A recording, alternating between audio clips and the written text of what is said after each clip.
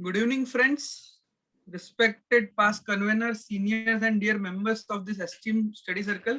I welcome you all for today's meeting on Section 195 of Income Tax Act, 195 Act scheme, and the recent issues. Friends, over a decade or many years, what we have seen is cross-border transaction has increased. It is multi-fold increase in cross-border transaction. Now we can say that the world is a small village. Someone sitting in other country working for us. Recently, we have seen in lockdown, anyone can work from anywhere. So lots of Indian company has also given work outside India. Many are working, and this 195 typical section where withholding is required, and there are many issues. I can say there are so many issues. We can have full RRC or 1 day course on 195 only for elaborating or discussing issues. And the duties are casted on the CA to issue the 15 CB, upload the 15 CA. We only upload most of the time on the behalf of client, and we have to be very extra cautious while issuing the certificate. As such, now there is a penalty if we are issuing wrong certificate. So let's learn today from young speaker who is from Mulund, Bhautik, the section itself and all the recent issues. He will try to cover whatever the issues relevant to our day-to-day practice. With this just small introductory remark, I will request Siddharth Shah, our committee members, to introduce today's speaker, Bhautik Shah. Siddharth. Thank you, Himanshu bhai. Mr. Bhautik Shah is a chartered accountant and has done advanced diploma in international taxation UK. He has 11 plus years of experience, including working in a couple of big fours. Currently, he is a part of the team centrally monitoring the direct tax function for companies under Reliance Jio umbrella. He specializes in international tax and transfer pricing compliances and advisory. Apart from work, he strongly believes in focusing on physical, mental, and financial health. Thank you. Thank you, Siddharth. Apart from what Siddharth spoke, few things about Bhautik. As I already told, he is from Mulund. He always had a brilliant academic career throughout the CA course first attempt, and I can certify vouch about his academic career and professional career. Always he is excel in his academic and professional career. Bhautik, I hand it over to you. You can take charge. Yeah. Thanks, Siddharth and Himanshu, for kind words. I did my articles under Himanshu only, so I understand where he's coming from. And it's really an honor, to present this issue, which is very near to me, because I did my articleship from Shah and Modi, and that's where I got introduced with this section, and I was kind of fascinated by ensuring the responsibility casted by the government on the chartered accountants to ensure that taxes are properly deducted and paid to the government. So with this background, let's start with today's presentation. Yeah. So these are the four objectives for today's presentation, and why we make foreign remittances and what are the impact of the on the Indian economy. Section 195, its scheme, what are the procedures and practice, and recent issues. So let's go to the first objective.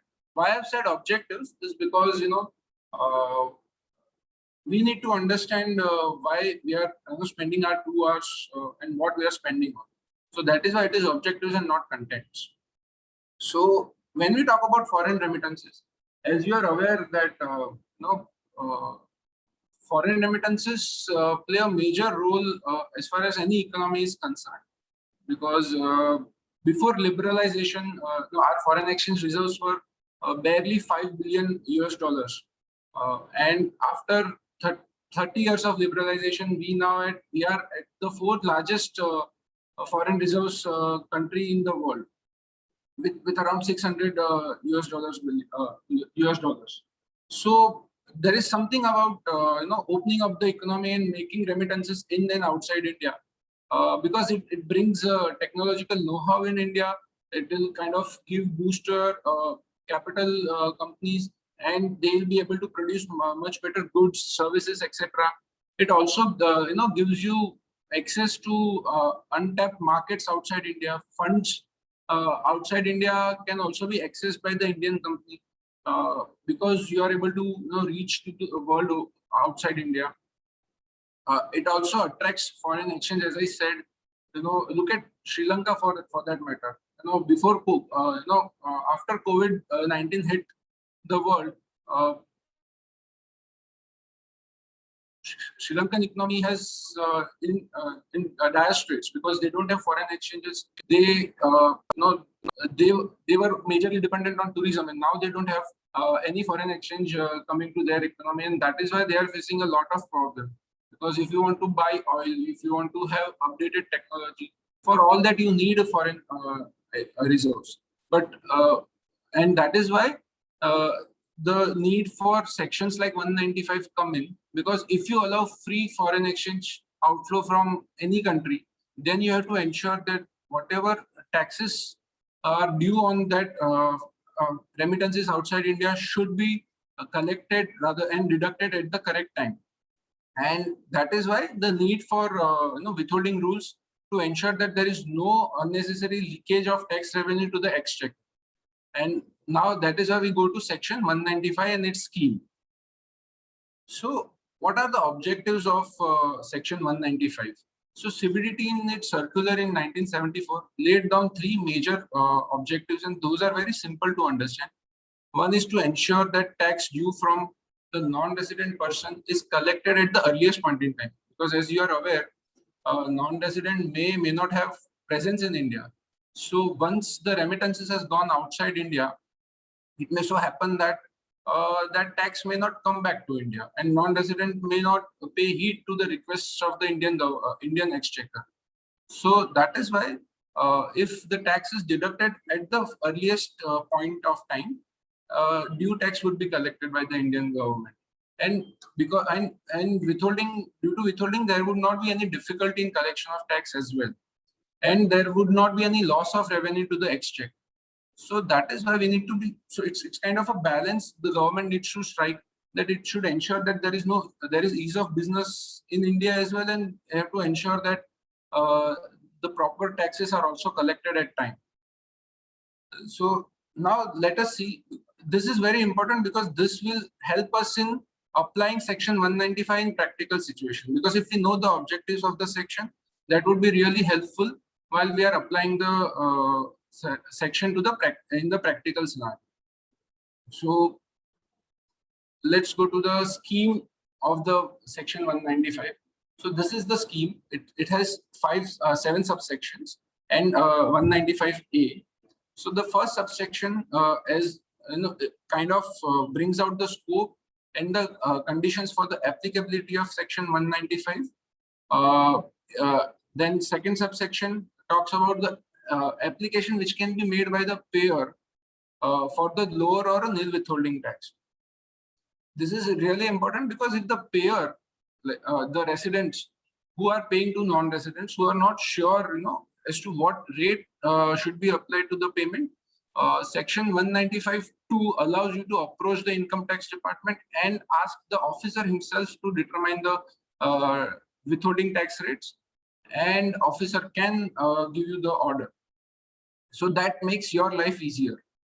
Section 195(3) is opposite to section 195(2), wherein a payee can apply to the income tax officer. But however, you need to note here that it is only for nil withholding and not for lower withholding. Section 195(4) and 5 are broadly in relation to section 195(3). And subsection 6 talks about the information which needs to be furnished by the payer to the income tax department at the time of remittances, and that is where our form 15 CA CB arises from. We'll discuss this in detail as we proceed ahead. But I'm just kind of laying down the what is expected, what we can expect. Section 195(7) talks about CBDT has the power to specify class of persons to furnish, who will be mandated to apply to the income tax officer for determining the withholding rate. However, as of now, CBDT has not mentioned any or has not specified any class of persons. And section 195A talks about grossing off of tax. So this grossing up is required when contractually the payer is required to bear the tax. And that is where the government says that I need to get fair amount of tax which I should get. So that is why you gross up the payment. We'll again discuss this in detail when we proceed. Yeah. So let's come to the section 195(1), which is the heart of the whole mechanism for TDS on the for the non-residents. So focus on the key terms here. It says that any person responsible to paying a non-resident any interest except in these sections or any other sum on which tax is chargeable, it shall deduct tax at the rates in force. So now these are the four key terms here that, it says any person responsible for paying a non-resident. So person can be a resident or a non-resident. So the payer can be a resident or payer can be a non-resident. So as it says, theoretically, it can also happen that a non-resident paying to a non-resident would still be required to deduct taxes under section 195 of the Indian Income Tax Act, subject to for following condition if he fulfills. So its applicability is universal, and the payer needs to be aware of this section, even if he is not from India, or rather, even if he is a non-resident as far as Indian tax is concerned. So its net is very wide. Then the second key term is payment to the non-resident. That means the payee should be a non-resident. And what is the payment on which section 195 is applicable? It is interest or any other sum chargeable to tax. So when we talk about any other sum chargeable to tax, it can be interest, it can be royalties, it can be fees for technical services, it can be capital gains, or it can be business income as well. So the payer has to be very mindful of what it is paying. It has to characterize it in a proper way. It has to be guided by the judgments and the rules and the laws, and then it has to proceed ahead. He has to proceed ahead and withhold the taxes. And last but not the least is the rates in force. So at what rate you should deduct? You have to go to section 237A, clause 3, and it refers to part 2 of the first schedule of the Finance Act or the rates specified in double tax avoidance agreement. So as far as rates are concerned, for the rates in force for the Finance Act 2021 is there on the page number 2.77 of the Income Tax Act, which we have it for this year. So the important point is, if the payment is not chargeable to tax, section 195 does not apply. And there are judgments, Supreme Court judgments, which have spelled down and clearly say that if the payment is not chargeable to tax, it is out of the ambit of section 195. So as I have quoted GE India Technology, this is the decision, and there are a couple of more decisions which clearly spells out that payment should be, section 195 should only be applicable if the sums are chargeable to tax in India. Right? So let's go to section 195(2), which talks about nil withholding tax certificate application by payer. So as a payer, as you are aware that government expects us to deduct appropriate tax. Now you just saw what all payments on which I am supposed to deduct the TDS. It can be capital gains, it can be business income as well. So how am I going to determine the business profits of the non-resident? Because it's prima facie, it seems an impossible task.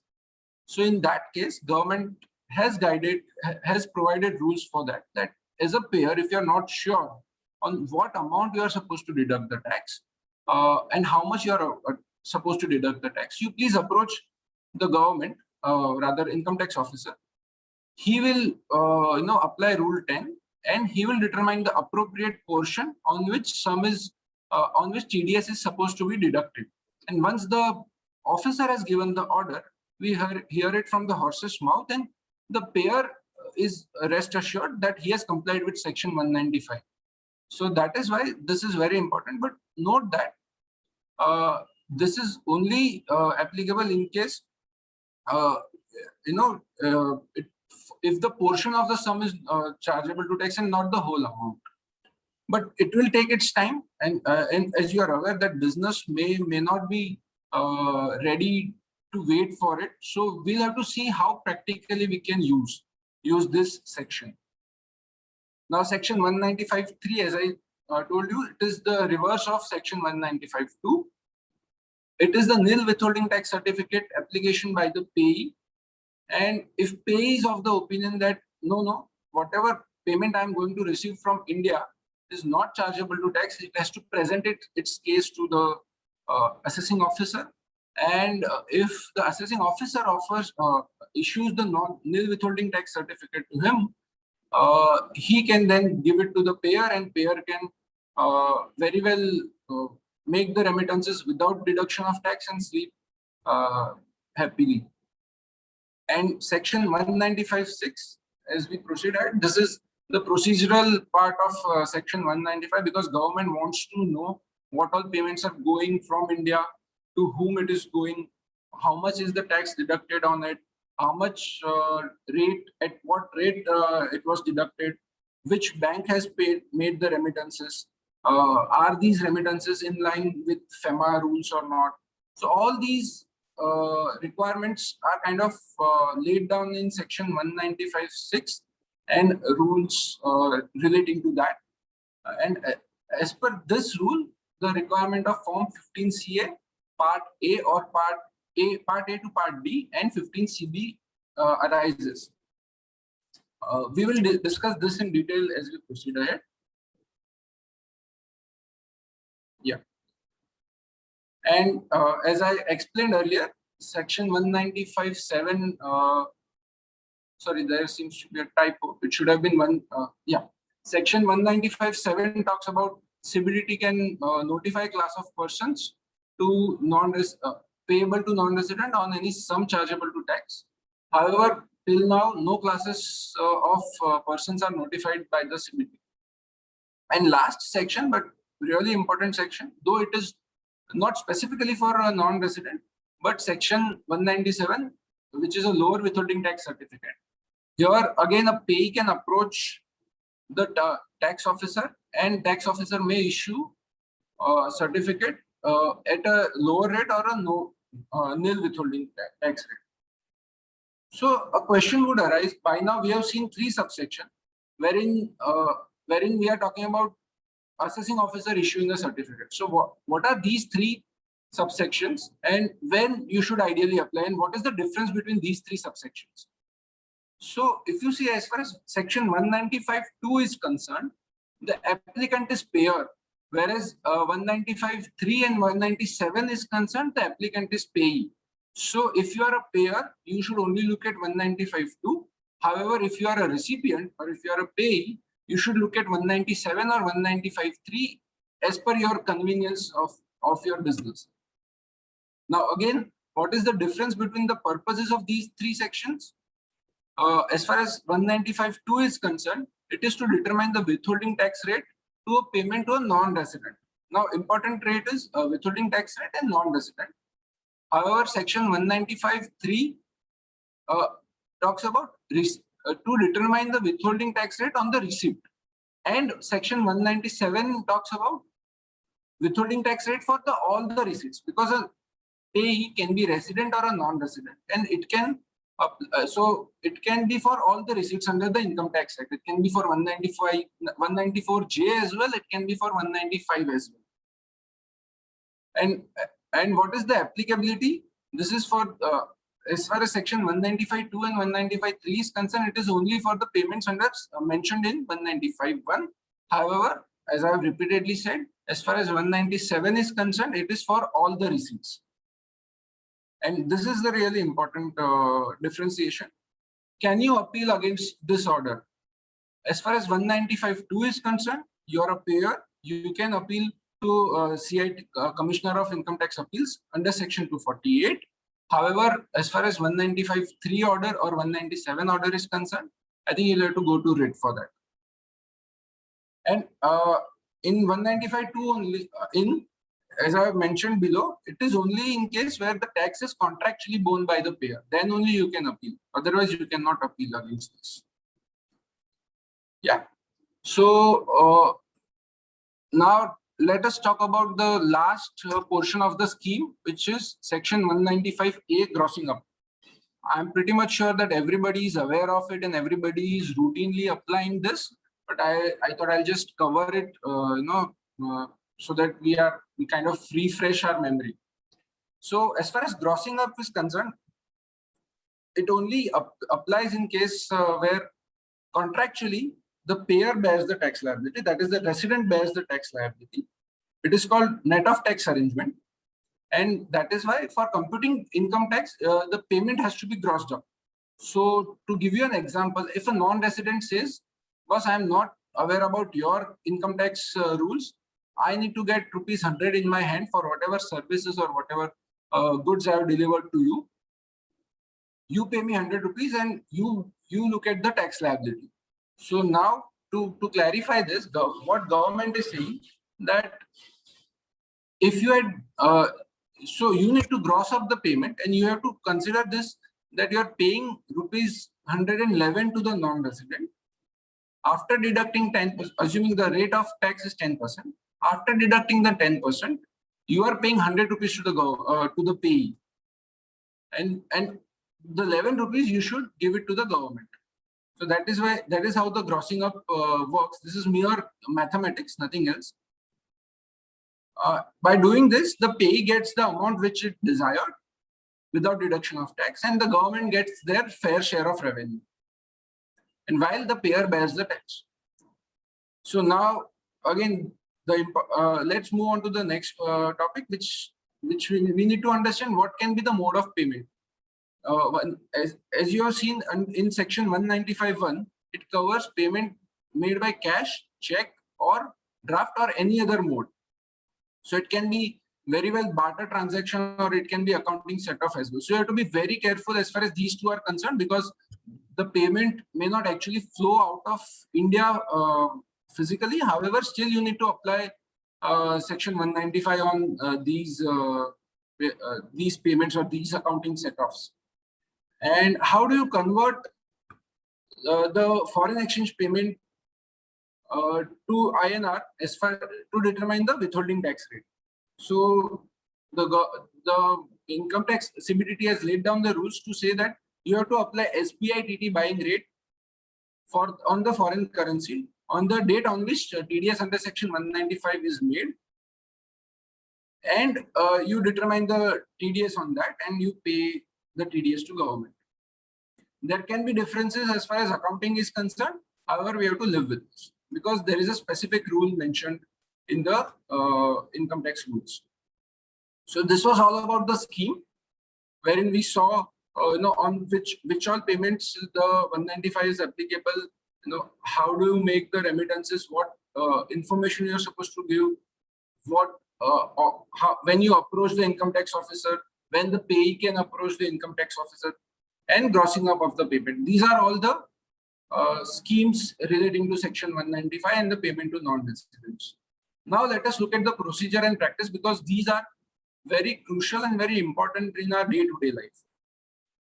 So as I said, as far as procedure is concerned, this is one of the main procedure form 15 CACB, which is expected from the payer to comply with. So section 195(6) talks about what all information you are supposed to report electronically. Earlier it used to be physically, but after the thrust by the government on on digital reporting. Now everything has become digital. So as far as Form 15 CA is concerned, that is expected to be uploaded by the payer. And there are part 1, part A, part B, part C, and part D. So let us look at when each and every part is applicable. So part A is applicable if the remittance is taxable and your aggregate payment is less than 5 lakh rupees during the financial year to a specified vendor. So it may so happen practically that if you are making a payment to a non-resident and you are not sure whether the payment to the non-resident would exceed during the financial year by 5 lakh rupees or not, you will have to take an estimated call and proceed ahead. As far as part B is concerned, as we just saw, there are orders income tax department can issue to the payer or the payee. So if that is the case and the payment is more than 5 lakh rupees, you are supposed to fill part B. As far as part C is concerned, if remittance is taxable and the remittance exceeds rupees 5 lakh, then you have to fill Form 15 CA Part C, and here's when the Chartered Accountant certificate is required, because government expects these are the major or substantial payments going outside India, and government has casted the requirement of checking whether the payment is done properly and the TDS is done properly or not on the chartered accountants, and they are supposed to issue Form 15 CB. So here's when we have to be very careful to determine what rate, what is the nature, and what all information are being provided by the payer to the government. And as far as Part D is concerned, if the remittance is not taxable, 15 CB is not required here, but if remittance is not taxable, you fill Part D. So these are the 4 parts wherein information is required to be given to the government. And I just failed to mention that if the payer fails to report or there is any inaccuracy in the reporting for the remittances done under Section 195, a penalty of rupees 1 lakh is leviable on the payer. So that we need to be extra cautious here, and we should unnecessarily not face the penal consequences. And of course, there are certain payments on which 15 CB requirement is not there. So these are the list of payments on which if you are making these payments of these nature, you are not supposed to report in 15 CA. So it can be investments abroad by any Indian residents. It can be payments for imports. Then it can be payments for travel for under basic travel quota. It can be payment for pilgrimage.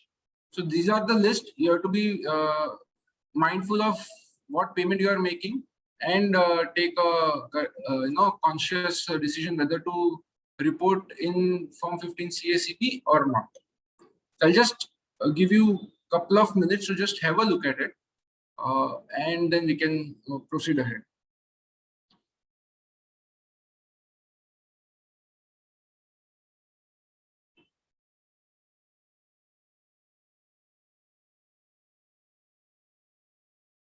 Yes. So before we make the remittances, what all things we should look at, and mind you, it may look these are routine in nature. However, we need to be very, very particular. In each case, we have to look at from a fresh perspective. It may so happen that your XYZ client has been making these remittances since ages. But every time you look at a payment, you have to look at from the fresh perspective, because there can be changes in the facts, there can be changes in the law, there can be changes as far as the facts of the payer are concerned. There can be changes as far as facts of the payee is concerned. So mind you, even if you feel that payment is repetitive in nature, we have to be very cautious and we have to see it in fresh light. So what are the points we should look at? So I have kind of tried to list down what are the factual points we should look at and what are the legal points we should look at. So we'll go through one by one. and we'll try and discuss how these are important. You can note down your questions, and whenever we have the Q&A session, you can ask questions. I'm expecting a lot of questions as far as this slide is concerned. So as far as factual points are concerned, you have to look at the agreement first. So rather than jumping to the section, I think as far as the activity is concerned, 70% of our time should go in fact finding, and the legal consequences would automatically follow. So the agreement or the quotation for which you are making the payment is really important, and there are many judicial precedents wherein all of it, the department or the courts always focus on the agreement's language, what is written in the agreement, what are the intentions of the party for entering into the agreement, and that is why a proper thorough review of agreement is required when you are making the remittances. And better if you are at the planning stage, if you look at the agreement, then it is really important to go through each and every clauses as far as recitals are concerned, as far as the clauses which explains the nature of services and the tax clauses in that. You need to understand from the business, sit down with the client, understand the requirement, what is the transaction, and prepare a thorough note. Because once you understand the business, once you understand the transaction, where the services are being applied in the business, where the goods are being applied in the business, then only you will be able to determine what is the nature of the transaction. So it is really important to make your own note as far as the nature of transaction is concerned, because once you look at it from the perspective of businessman, then only you will be able to determine what is the nature of these transactions. Then again, purchase order, work order are typically requirement of SAP. Invoice, again, invoice is also very crucial, because if I talk about the domestic taxation, so as you are aware that recently there is this differentiation between fees for technical services and the professional services or royalties. So if it is fees for technical services under 194J, you deduct at 2%, and if it is professional services, you deduct 10%. So the difference is very thin between what you call a technical services and what you call a professional services. So that is where the invoice comes in very handy. So I kind of gave you the example as far as domestic tax is concerned. Of course, it can be applied to the section 195 as well, because if the invoice says something which is very different from what is written in the agreement or what is the nature of the transaction, then it will be really difficult for you to explain before the tax officer why you did characterize so and so transaction as so and so, and why you applied the tax rate which was required. And then if I go down, order, if it is provided by the payee, you can apply the order. And since it is a non-resident transaction, tax residency certificate is really important. We have to read the tax residency certificate thoroughly, because there is no prescribed format of the tax residency certificate. Every country has a different tax residency certificate for them. And that is where we need to be extra cautious. We can simply look at the fact that yes, tax residency certificate has been received and we'll proceed ahead with the payments, because in order to avail the benefits of DTAA, double tax avoidance agreements, tax residency certificate is a must. Because practically, if we look at the income tax officer, unless there is a tax residency certificate from the payee, payer cannot avail the beneficial provisions of DTAA. And we will discuss in detail what are the nuances as far as tax residency certificate is concerned in the next slide. Then we go to Form 10F. This is a standard prescribed form by the income tax department. You simply take it on the letterhead of the payee and ensure that you have it for all the remittances. Then SBI TT buying rate. PAN is really important, because if a non-resident has PAN in India, Section 206AA application kind of waters down. And last two are really important. A declaration from the payee that it does not have a permanent establishment in India. This is really important, because you don't have access to the facts of the payee, the non-resident. So if you have at least taken an effort to take a declaration from the payee that you don't have a permanent establishment in India. It can act as a savior to you at the time of assessment or at the time of proceedings before the CIT appeals or tribunal, that in your best, you put your best efforts and you kind of found out that payee is not the payee does not have a payee in India, but and that is where you can avoid the penal consequences. And if there are any other relevant declaration you feel you want to take it from the non-residents, you can very well take it. So these are the factual details one needs to dig in. Now let's look at the legal details which we need to look at. So as you need to read the section, you need to go through the DTAA in detail.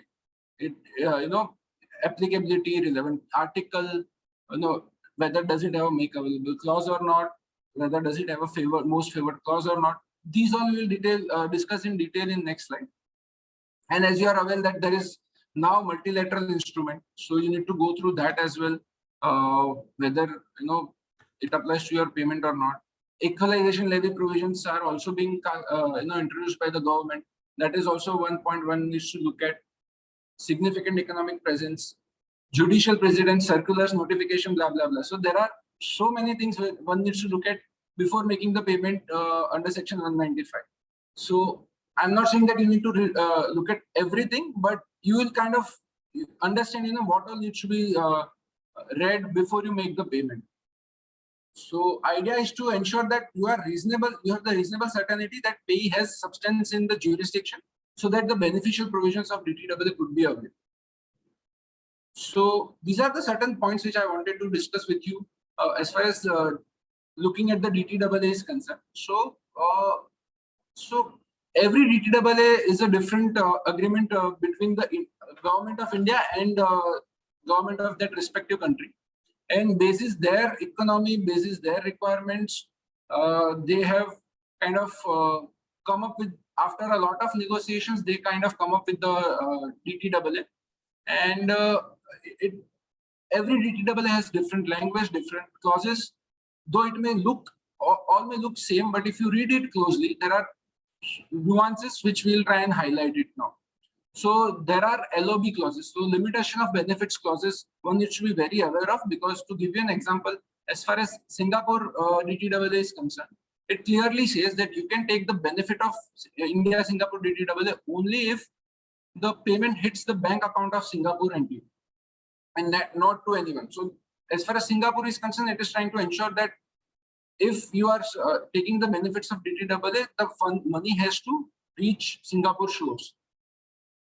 Same way, if you look at other DTAAs, the definition of royalty is concerned, there are specific mention of software taxation. So as you are aware, recently the Supreme Court of India gave a decision that if you are making payment for standard software, you may not deduct the TDS because it's a business profits, and you don't deduct TDS on that. Basis the definition of DTAA and the Copyrights Act. However, there are certain DTAAs very specifically mentioned in the royalty clause that if you are making payment for software, it should be it should be considered as royalty. So there are many such countries, but I have just mentioned Russia because Russia is one of the important business partners as far as India is concerned. There are Trinidad and Tobago, there is Turkmenistan, wherein such the definition of royalty is mentioned.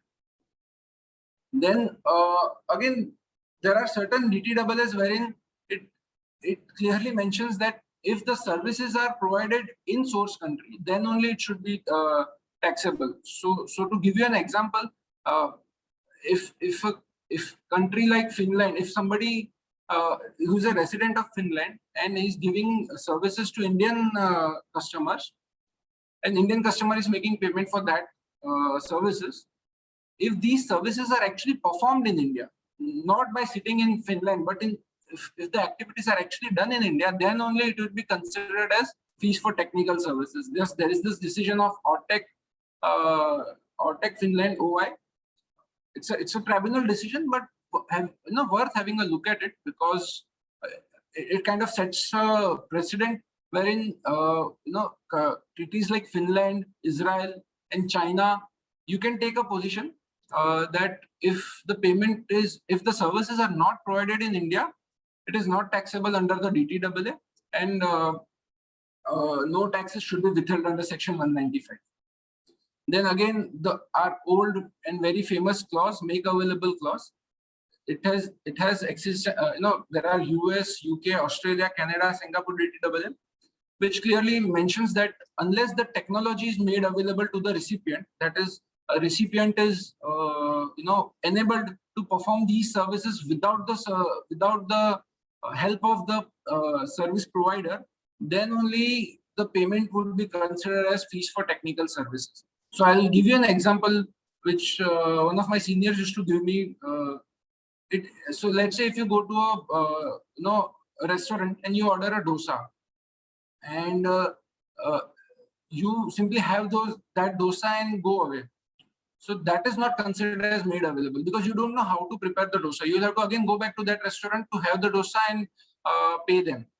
But in case if that person explains you the science behind preparing dosa, then only it is considered as made available, and then only it will be considered as fees for technical services, and TDS would be applicable on that. Then there are most favored nation clauses in the DTAA. So as far as Switzerland treaty is concerned, if you read the protocol, it clearly says that after India has entered into DTAA with Switzerland, if there are any other DTAA, India enters with any OECD country, and there is better rate provided or better scope provided, a narrower scope provided as far as the payments are concerned, then such better rate and narrower scope should also apply to Switzerland treaty. So after entering into a Switzerland treaty, India had entered into a treaty with Spain, wherein the make available clause was there and rate was also better as far as Switzerland treaty is concerned. So when you are looking at the payment being made to Switzerland, you'll have to be mindful of the fact that this treaty has a MFN clause, and you need to refer to any other treaty which may have a better rate. So that is why you go to the Spain treaty and apply the provisions of Spain treaty to the payment being made to the Switzerland recipient from India. So this is really crucial clause, and whenever you are reading a DTAA, you have to be mindful of the fact that whether this DTAA has a MFN clause or not. And then again, there are certain treaties wherein the fees for technical services clause itself is missing. So when we say fees for technical services clause itself is missing, it may so happen that if you are making payment for technical services or managerial services, you can simply say, since the FTS clause is missing, it is not. You have to go to the other clause, other income clause, and since the payee does not have a P in India, you can very well come out of the net. So even if it does not make available, but still, since FTS clause is missing, you can take an argument that payment of technical services is not taxable in India. So there are DTAAs such as Saudi Arabia, UAE, Thailand, wherein FTS clause is missing. Then you also have to look at the impact of MLI. I think PPT clause is really important, and preamble is really important. PPT is similar to GAR, which we face in Indian Income Tax Act. But however, looking at the recent payments, there is hardly we hardly any see application of these clauses. And last but not the least, you have to be very sure whether India has DTAA or not. If there is no DTAA with that specific country, then you only look at the clauses under the Income Tax Act and determine the taxability. So as you are aware that there is significant economic presence clauses introduced by the Indian Income Tax Act.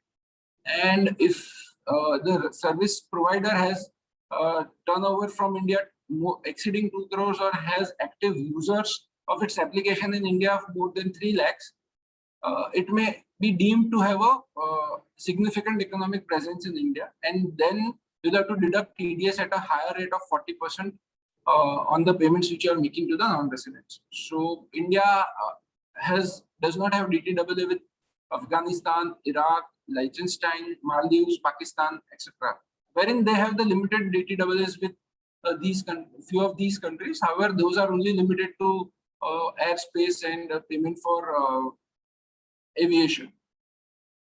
So these are certain points which we need to be aware of as far as you are making payment to non-residents and as far as DTAA is concerned. Now let us talk about tax residency certificate. So as I explained you in the earlier slides, tax residency certificate is required for you to claim the DTAA benefits, but the presence of tax residency certificate does not guarantee that beneficial DTAA would be applicable. So it is like a vitamin that if you have it is essential to have it, but if you have it, that does not mean you are fit. So as far as TRC is concerned, what you should look for, you need to ensure that the tax residency certificate provided to you is valid for the relevant financial year for which the transaction is being undertaken.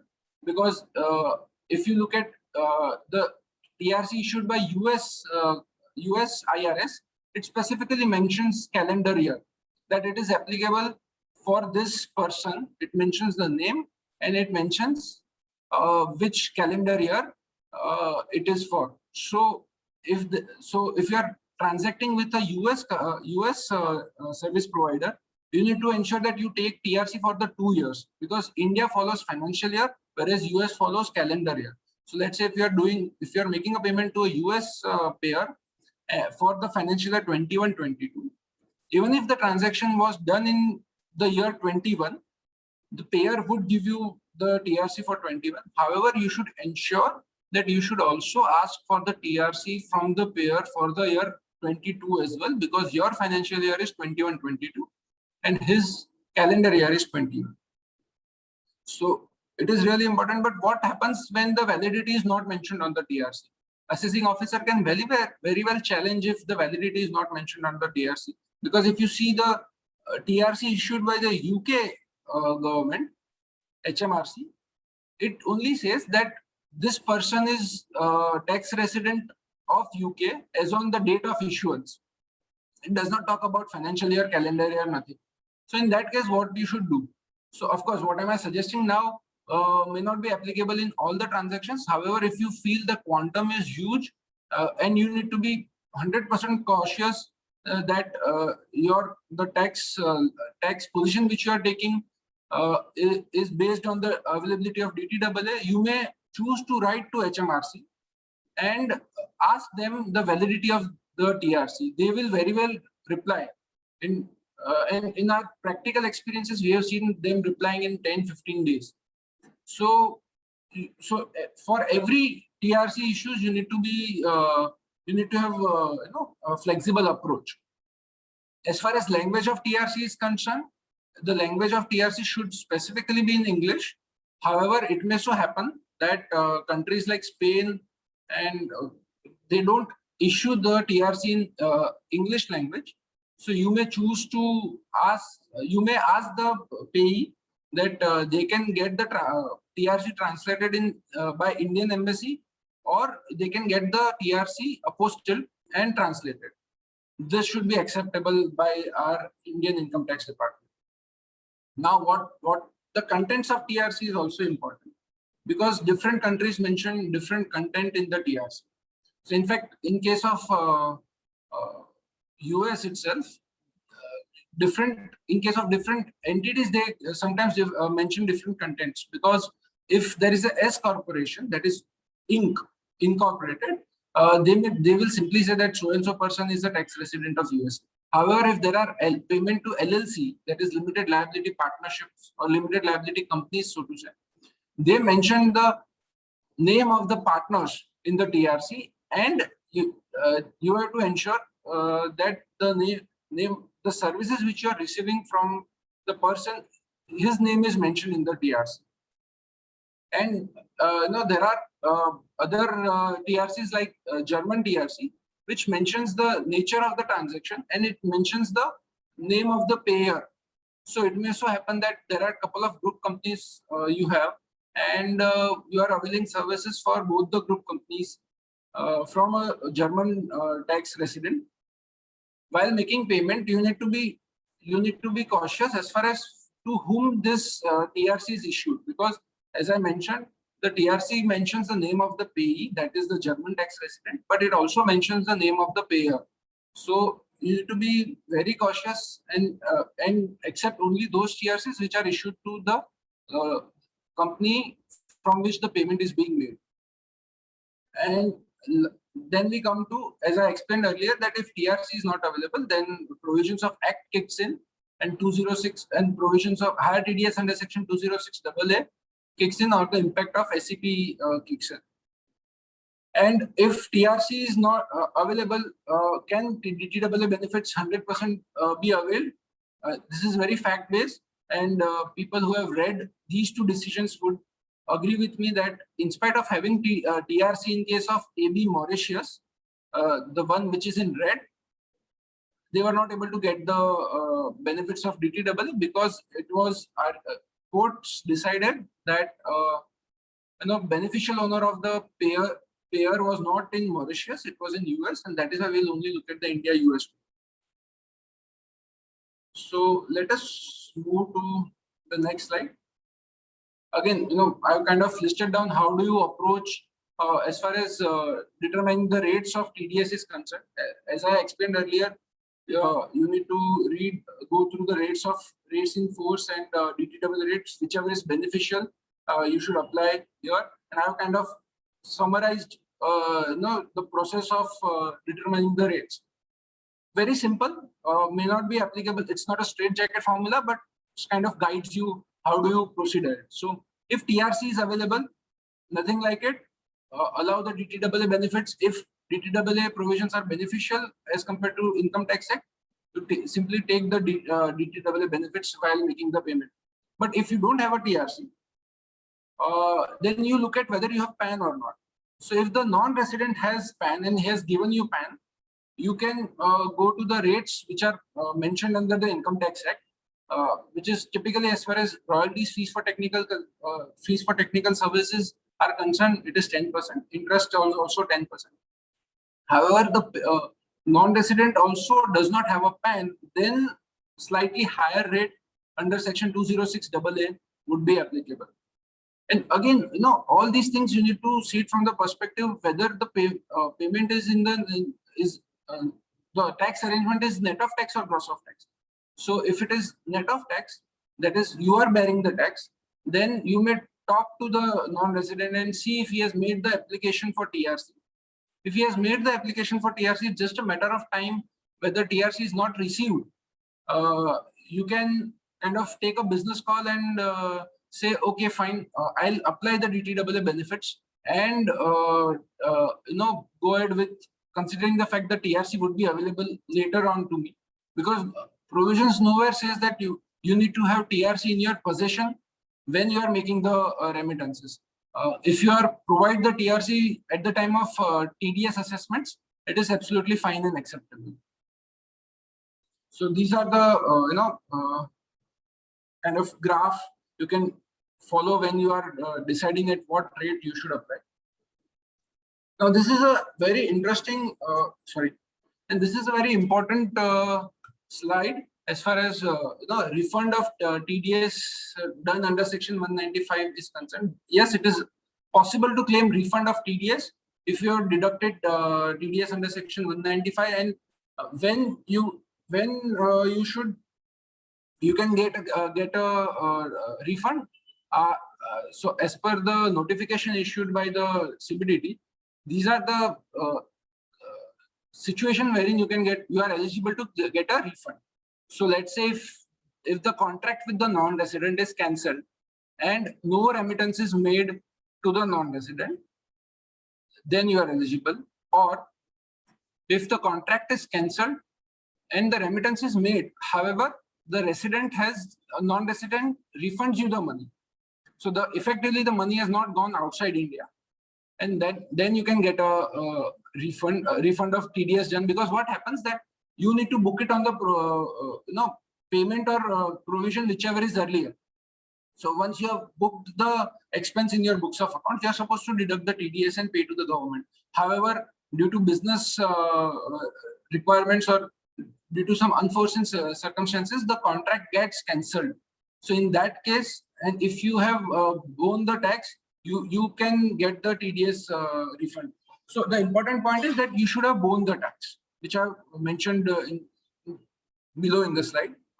The remittance is not taxable, and now the third criteria, the remittance is not taxable pursuant to amendment in law, notification, or any order specific to the assessee. So recently, as I said, the soft decision in case of software taxation has come. Supreme Court has laid down the law that unless you get rights under the Copyrights Act, you cannot deduct TDS on the software payment.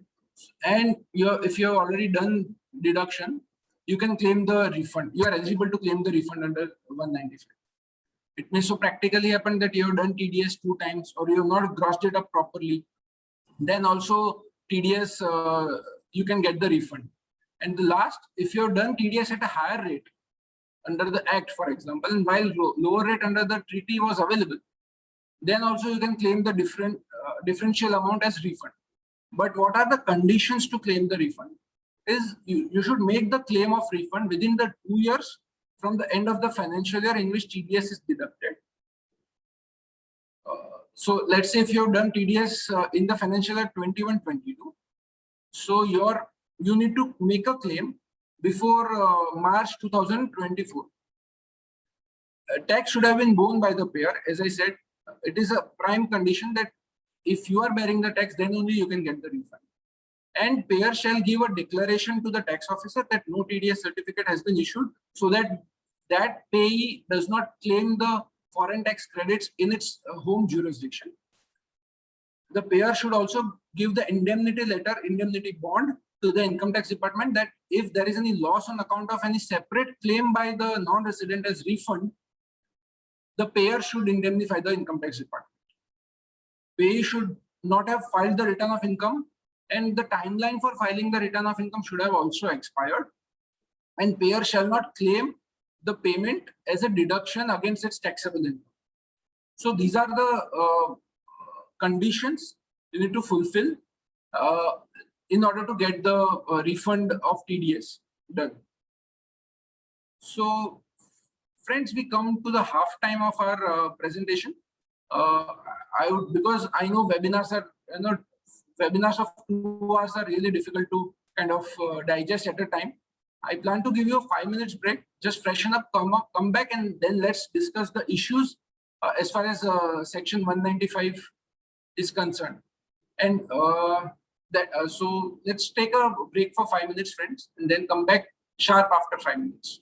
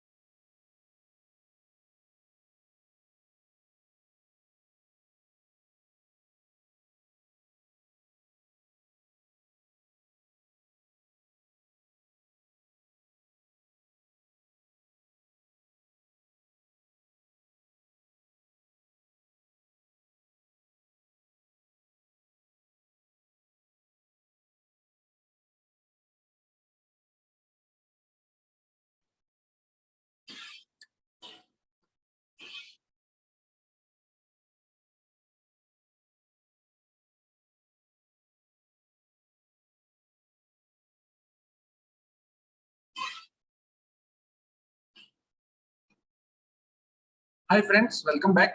I hope everybody is back and freshen up.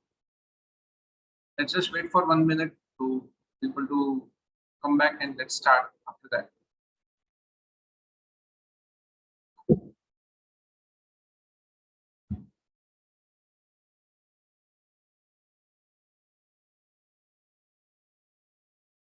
Yeah.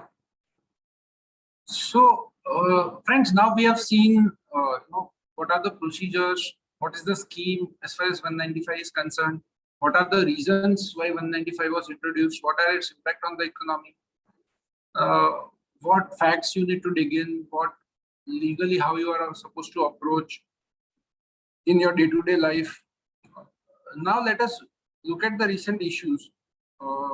Before we start with the recent issues, let me just clarify. Now, there are a lot of issues as far as Section 195 is concerned, and as Himanshu rightly stated in the introduction, that RRC can be taken as far as issues of Section 195 is concerned.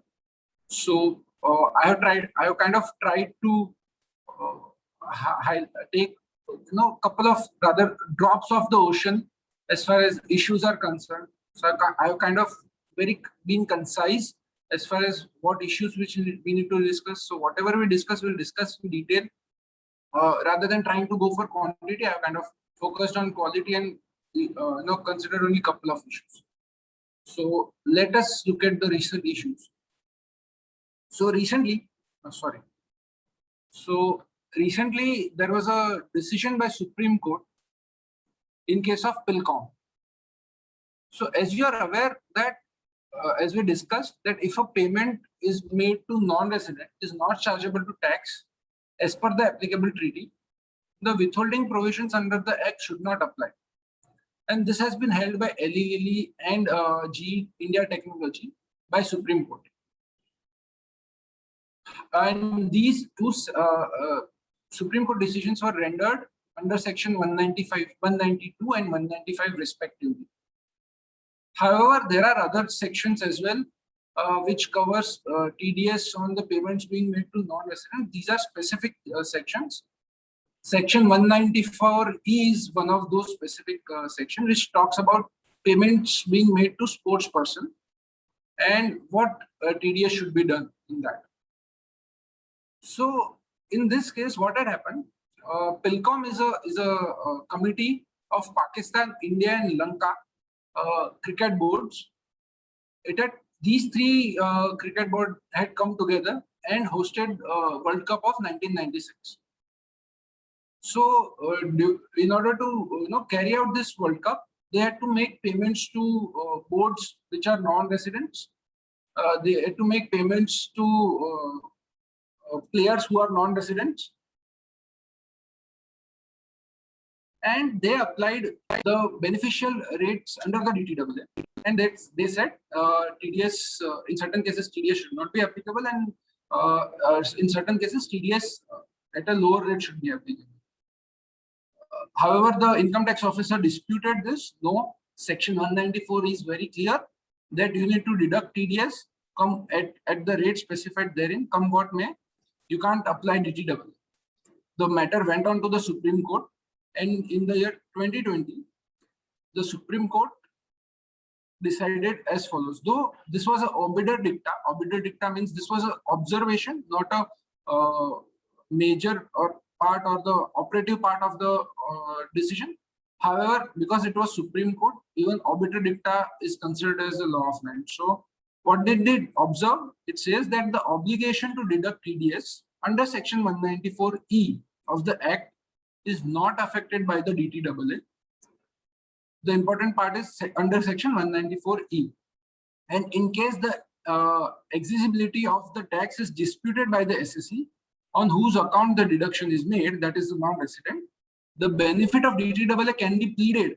And if the case is made out, the amount in question will always be refunded within the interest to the non-resident. But that by itself cannot absolve the liability of the payer under Section 194E to deduct the tax. So now, friends, you would kind of wonder why I'm bringing up section 194E in the presentation of 195. As you are aware that these two payments, the payment is, these two sections deal with the payments to non-resident. And because it's a Supreme Court observation, can you say that I'll also apply this observation to section 195 and say that as a payer, I am supposed to deduct taxes and I'll not look at the DTAA. And if there are exemption available or a lower rate available, the non-resident has to take PAN in India, file the return in India, and claim that refund. Can you say that? That is the big question. So luckily, I'll skip to this this slide. Luckily, the Supreme Court in case of Engineering Analysis Center of Excellence in 2021 provided much required clarity on the software taxation, and in this case itself, Supreme Court observed that it distinguished the decision of PILCOM, and it said that section 194 deals with a specific payment and it talks about the withholding. However, section 195 only talks about withholding where the income is chargeable to tax. So we just saw in the initial slides that the income under section 195(1), the income has to be chargeable to tax, and then only you can apply section 19 TDS under section 195.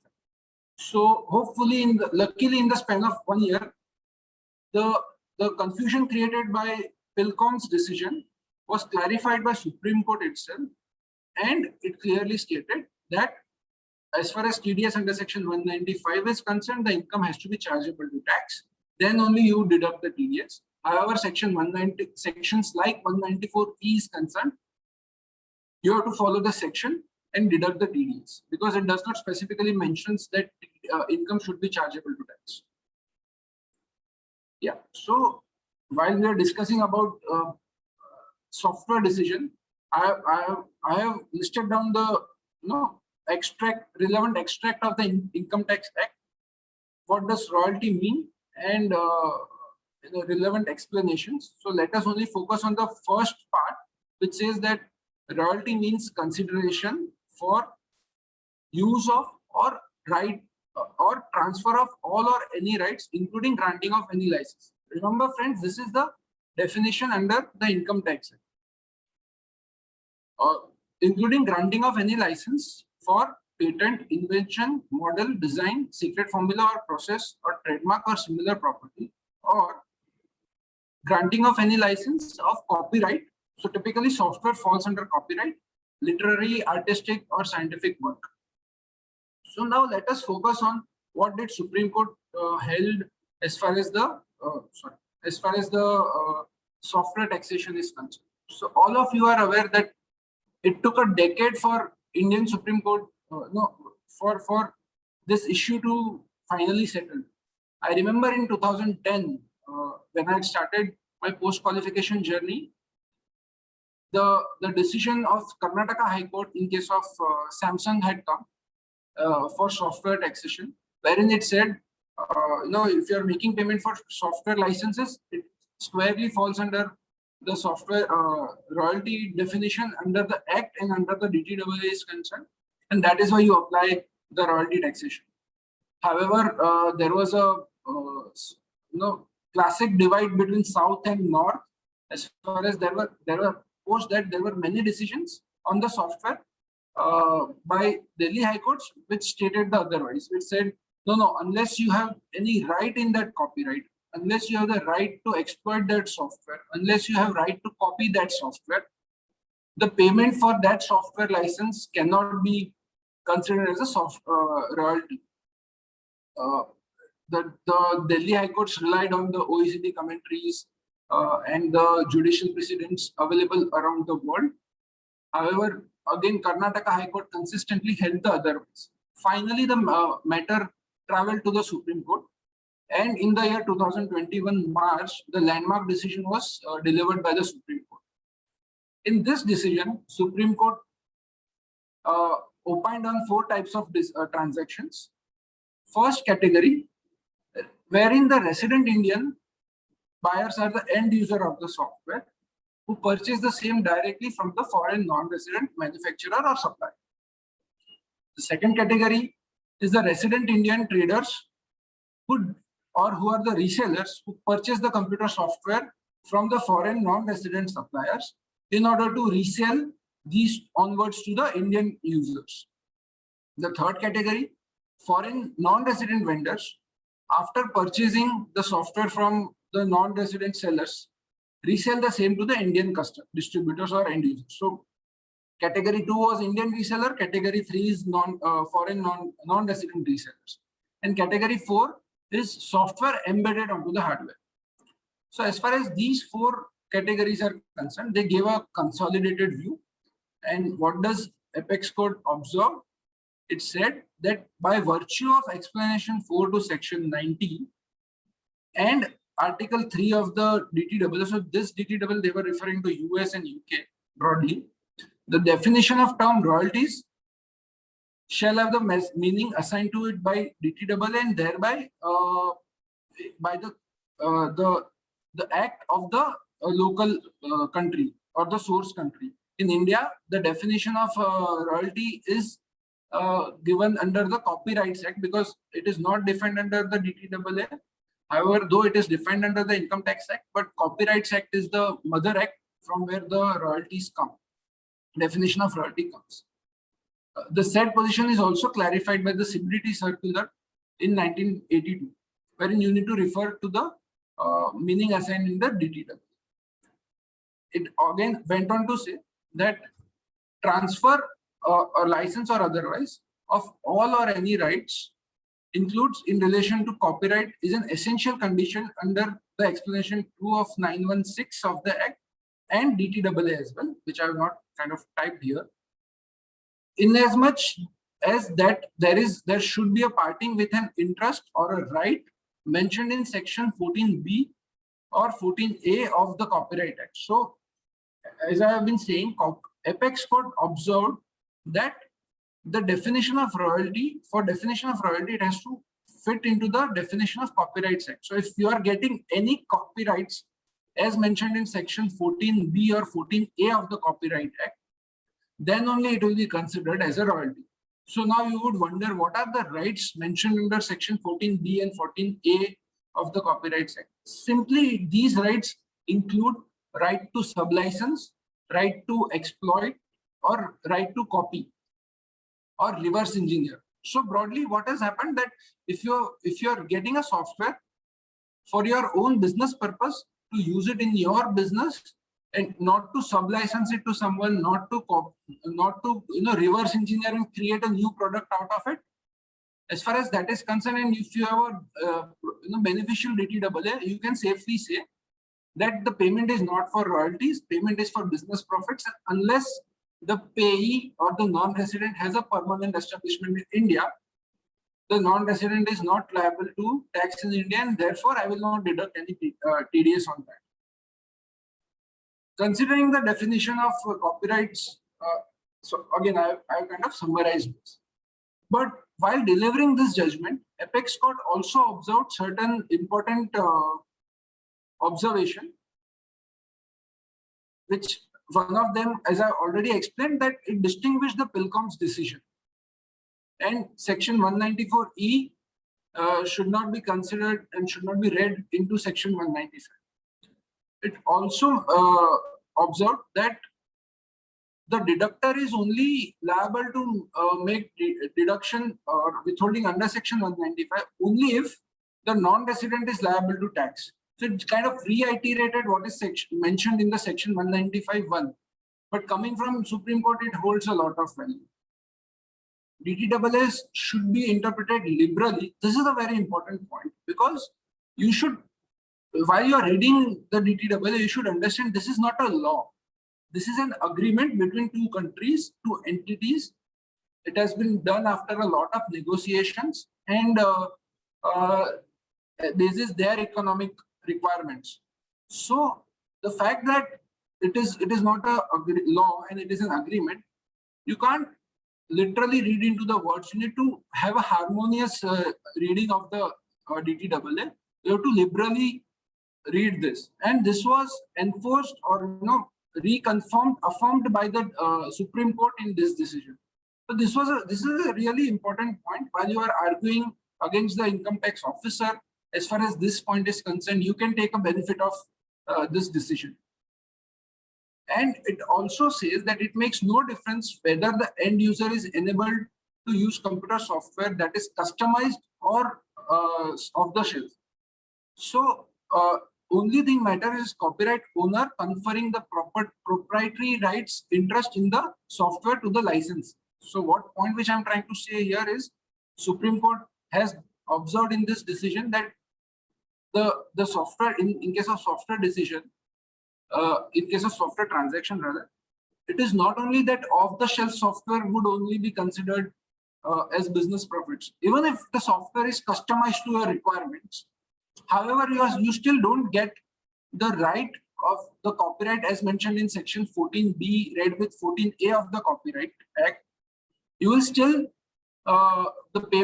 consider the payment as a not as a royalty, as a business profits, and will not deduct the TDS on this. This is a very crucial point, because till now what was perceived in the industry that payment for off-the-shelf software should not be considered as a royalty. However, payment for customized software should be considered as a royalty. However, this is a very critical observation done by the, and very logical, rightly, very logical observation done by the Supreme Court. And the last but very important point, Apex Court affirmed the fact that OECD commentaries and such commentaries have persuasive value in the interpretation of DTW.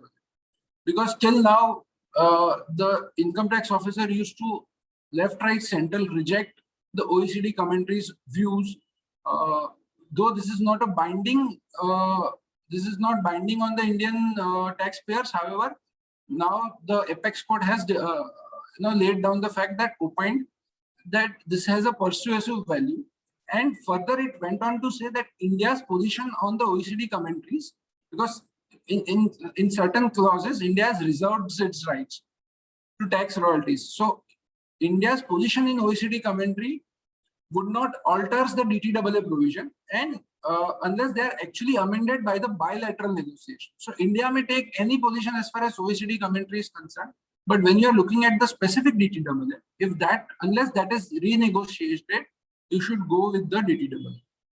Now the question would arise here, then what about the equalization levy at the rate of 2%, which was introduced by the income tax by the government in the year 2020 on the non-resident e-commerce operators? Will non-resident will have to pay that, because if the payment for software is not liable to tax as royalties, so will it trigger is a question, and we will discuss in the Q&A section if required. Yeah. So now I come to the very critical and very recent, rather very in vogue, so to say, payments. These are the payments for cloud computing. You would have, you would have read, you would have heard, you are in fact using this software as a services, platform as a services, infrastructure as a services on the go, and you might not know it. So let us try and figure out, what are these payments and what are the implications of these payments as far as payments to non-residents is concerned. So Oxford Dictionary defines cloud computing as practice of using a network of remote servers hosted on the internet to store, manage, and process the data, rather than local server or onto the personal computer. This is a too technical definition. I'll simplify for you.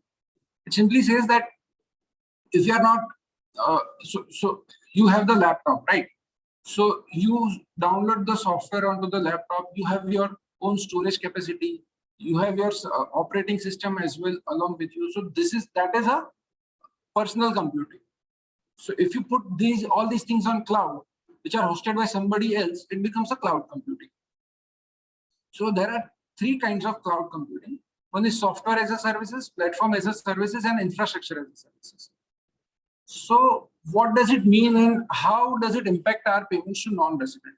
Because of late, what we are seeing, the trend is, gone are those days wherein we make payments for software on premise. So when you say software on premise, typically everything is hosted by you. However, now in digital era, you only need the software, right? You don't need software to be installed on your laptops or on your servers. So you kind of outsource that part to somebody who's professional at it, and you simply use it. So I'll give you an example. Rather than going through the definitions or explanations I have given you, we'll straight away go to the example. So just remember, friends, as far as software as a services is concerned, we regularly use Gmail, wherein the mails are not saved on your desktop. It is saved on the Google server outside India or in India, wherever those are. Or portfolio manager, which we use on money control, wherein you only input the data or the shares which you have. However, all those data are saved on the money controls server. Now, what is platform as a service? Again, a practical example is a platform wherein you can develop software, test those software, and deploy those software for your business. So Google application engine is the perfect example for that. So let's say if you want to develop an application, so you go there, there are tools available for you to develop that application, and you test that application, and then you can deploy that application for use by the customers. And what is infrastructure as a services? It's only infrastructure as a service is only hosting and ensuring that everything, the network is up and running. So this is kind of a comparison between on-premise software, infrastructure as a services, platform as a services, and software as a services. So if you observe, the elements which are in light blue are managed by you, and elements which are in dark blue are managed by the service provider. So if you see, as far as software is concerned, on-premise software, the networking, storage, servers, backup servers, operating system, data application, everything is managed by you. But as far as infrastructure as a service is concerned, the network, storage, servers, and backup servers, broadly to do with storage in layman's terms, is managed by the infrastructure service provider. However, everything else is yours. So I'll give you an example of HDFC Bank. Let's say if HDFC Bank wants to develop an application, right? So nowadays, HDFC Bank would have a lot of data of customers as well as its own accounting and other data. So it can decide to save everything on their premises, or it can approach a service provider and say that you only give me storage facilities. Whenever I need, I'll kind of I'll download the data and use it. Or it can say, no, I also want to develop my own application, banking application. So you give me the platform as a service, wherein you give me the tools so that I can develop the application and then test it and deploy it for the customer. Or it can go a step further. It can say, no, you do one thing. You only develop the application for me. You only save my data. Everything you do, only you give services to my customer. You ensure that it is up and running for 24/7. If anything happens, we'll contractually settle. So this is the difference between on-premise software, infrastructure as a service, platform as a service, and the software as a service. So you can go through the example which I have given you so that you can understand it better. Because if you have your own car, on-premise software is like having your own car. You only fuel it, you only maintain it, you only run it, you only drive it. But as far as infrastructure as a service is concerned, it is a leased car. So you have Zoom car, you get a leased car, you drive, you fuel it. But if you want an upgrade, you change the car, simply change the car. Taxi is kind of a platform as a services wherein you only sit in the back seat and you guide the driver wherever you want to. And bus, which has a specific stops, and if your requirement fits there, then you go for that bus and you use that route. So it is kind of a software as a service. So now let us see what are the recent decisions dealing with software as a service, platform as a service, and the infrastructure as a service. Recently, Authority for Advanced Ruling gave a decision in case of elsewhere uh, relying on its own prior decision, wherein in this case, the service provider, that is elsewhere, receives subscription fees for use of online database, similar to what taxman does. So the applicant approached the AAR and said, whether the payment for this which I'm receiving would be considered as a copyright, or it would be a payment for copyrighted material. So that is whether it would be considered as royalty or not, or whether it would be considered as fees for technical services or not. The AAR unequivocally explained that you yourself are hosting everything.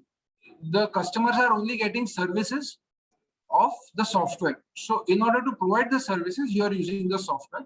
So that is why this would not be considered as a royalty, because you are not giving any license to the customer. So as we saw in case of Supreme Court decision, in case of engineering excellence, the customer is not getting any license to use that software and again give it for its own business and give it to the customer of their customer. So that is not a royalty. It is not a fees for technical services as well, because there is no human intervention. You simply, so on Taxman, what you do, you simply go to Taxman, log in, research whatever you want to do and save your research. So there is no human intervention, and there are decisions which say that in order to consider as the payment as a fees for technical services, human intervention has to be there. So, however, there is a divide. In past, there was a divide as far as this proposition is concerned, but with recent decisions, I think payment for online database subscription as software as a services is kind of settling down, and more you can take a benefit of these decisions to say that payment would not be considered as a royalty, neither as royalty nor as FTS. Now let us go to the second stage, platform as a services. Now in this case, again AAR, applicant was a US-based technology company. It received the payment from India-based group company for reselling the tools or services of the applicant. The payment is for the sale of applicant's content delivery solution. So what is content delivery solutions?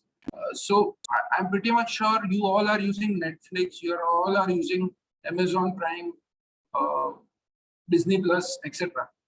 So whatever content you are able to see, you would have noticed the latency as far as Amazon Prime is concerned, or Netflix is concerned, or other media apps are concerned, is really less as far as many other media applications. You know why? Because their content delivery solutions are very strong. So these typical companies kind of contract with players like applicant, that is Akamai Technologies, who specializes in ensuring that the content is delivered to the customer at fast and real-time basis. So the reseller of the Indian company of the applicant was making payment to the reseller to the applicant for reselling the content delivery solutions. The AAR opined that this would not be considered as a royalty, neither as royalty nor as fees for technical services, because none of them provide any technological knowledge or skill. Solutions are neither for specialized or any exclusive and do not cater to the individual requirement. Solutions are offered, these are standard and these are offered through platform, and that is why this cannot be considered as the fees for technical services. Now let us look at the infrastructure as a services. There are quite a few decisions on this, and majorly favorable, except for the GoDaddy, which I have listed down before. As far as Rackspace US is concerned and EPRSS, the second decision is concerned, both are tribunal decisions. One is Pune and one is Mumbai. In this case, what had happened, as we took the example of HDFC Bank, the customers were using the infrastructure being provided by Rackspace, and they were making payments to the Rackspace. A question arose whether this payment would be considered as a royalty or fees for technical services for use or right to use the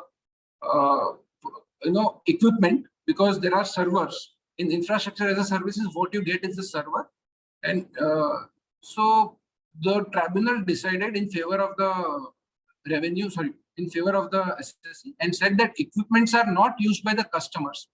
The same are used by the rack space or the taxpayer to provide the service to the customers. So you can't say that equipments are at the disposal of customers, and that is why it would not be considered as a royalties.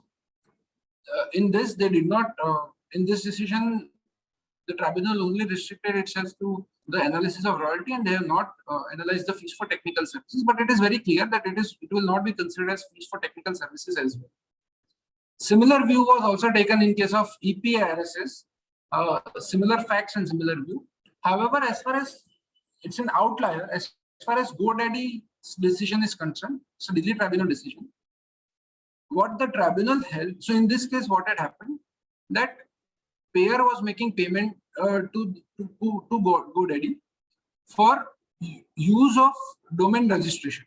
So let's say if you want to register a website in your name, Bhautiksha.com or something of that sort. So you have to make payment to GoDaddy, who in turn makes payment to a international agency. In this case, the Delhi tribunal gave a very different decision, so to say, wherein it said that the payment is for a digital property, which is Bhautiksha.com.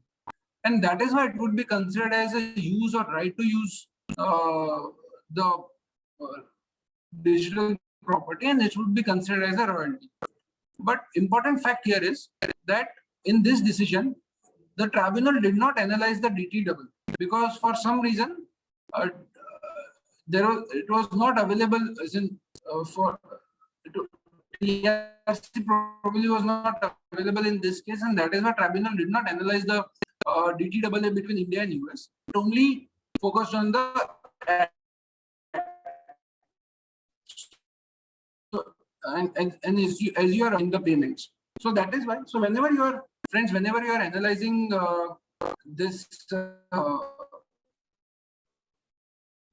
these payments, you need to be cautious and you need to ensure that TDS benefit is available, and then only you can take a aggressive position of nil withholding. I have kind of given a slide on FTS. Again, FTS is a very, very vast topic. It would not have been possible to cover everything here. I kind of tried to do justice as far as because fees for technical service means managerial, technical, and consultancy services. I have kind of listed down where you should look as far as under definition of these terms are concerned. We can go to the next slide, and this is again a very important topic, though not that recent, but I thought will cover it. In the Income Tax Act itself, there is an exception. If you are making payment for royalty and FTS, still it would not be considered as taxable. So when this exception is applicable, when it is payable in respect of services utilized for business or profession carried outside by an Indian payer for the purpose of making or earning any income or source outside India. The important point here are, friends, for the purpose of earning income or source outside. So can you say that exporting is for the purpose of earning income outside India? Let us look at few decisions on this, wherein GVK and Shriram Capital unequivocally said that there has to be the activities should be carried out outside India. If the activities are present and business activities are carried out outside India, and for that you are making payment to a non-resident, then only you can fall under the exceptions mentioned in 917B and 916B.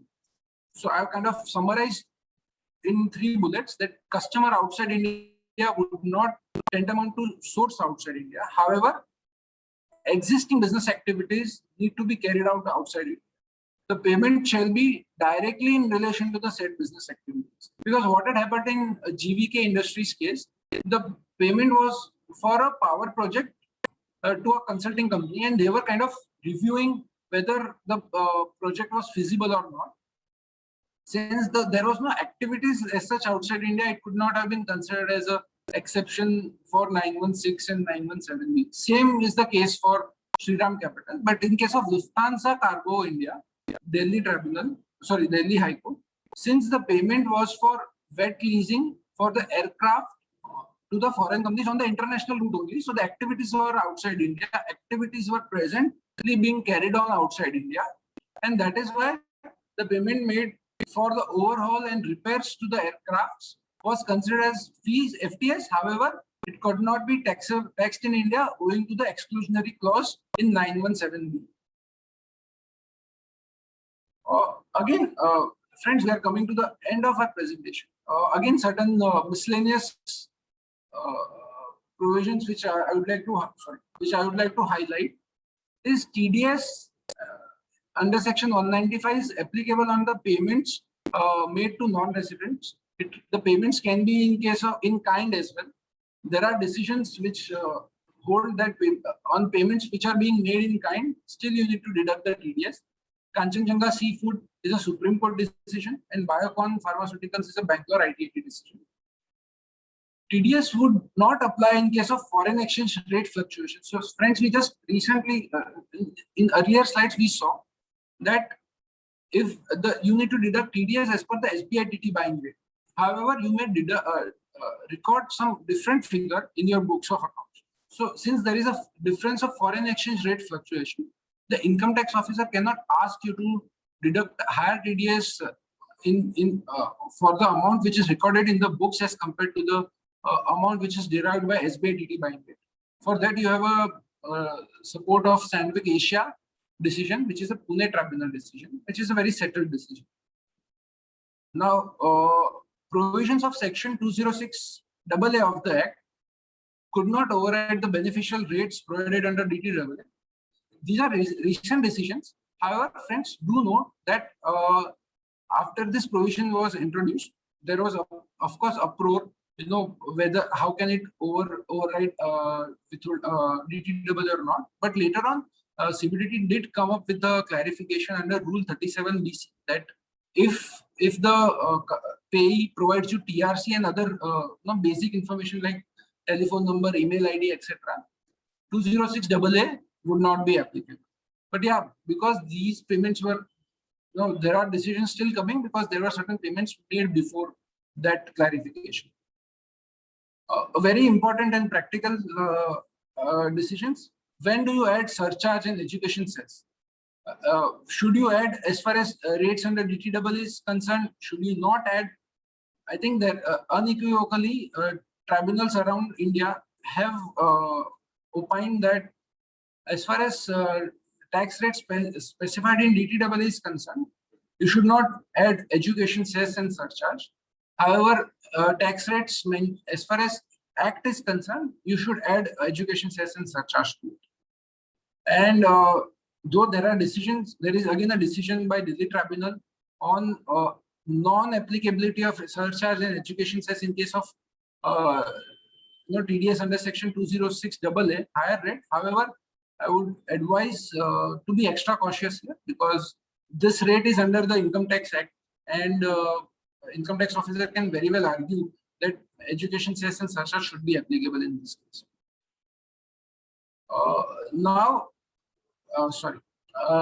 As far as obtaining section order under section 195(2) is concerned, as I begun my presentation, in case of Samsung, the Karnataka High Court did observe that when the payer is making payment, you should obtain section order under section 195(2) because you are supposed to, the section says so. However, there was a lot of confusion amongst the payers and amongst the chartered accountant as to for each and every remittance should we go to the income tax officer. If we do that, then when the officer will give us order, when everything, when the businesses would get time.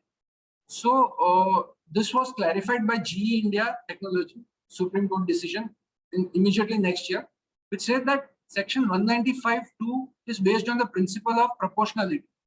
It is attracted only in case of a composite payment having an element of taxable income and not otherwise. So if your payment is clear that either it is taxable or it is not taxable, and it is not a composite payment which includes taxable portion and non-taxable portion as well. You can go ahead, you can ignore section 195(2) and proceed. There are a couple of CBDT instructions in circular which said that if no application was made under section 195(2) and payer failed to deduct the tax, the payer would be considered as a assessee in default, and only the taxable portion and not the whole sum would be disallowed as far as the computation is concerned. So I think, friends, better way is to apply for 197. So if you are not sure what needs to be done, better way is to apply for section 197.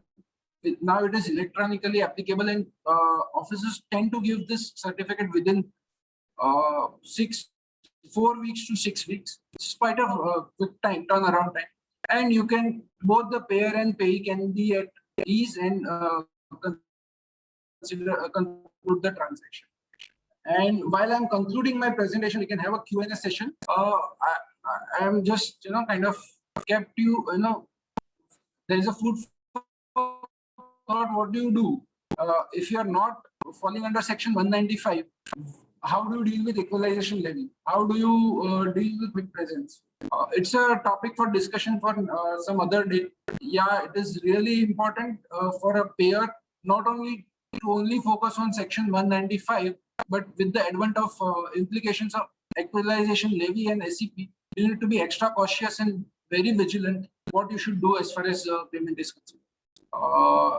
Thanks, friends, for patient hearing. Now the floor is open for Q&A. Thanks, Bhautik. Excellent presentation. First, we'll have a well-deserved vote of thanks. I request Sneha Varaya, Deputy Convener, to present a vote of thanks to Bhautik, and then we'll take question answers. Sneha?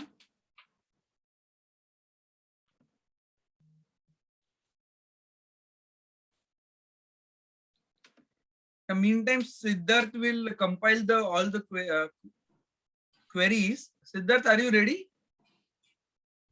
Sneha? Yes. Yeah, okay, fine. Sneha, are you there? Fine, I think Sneha is not there. Siddharth, you share the question answer. We'll have vote of thanks later on. Okay. So,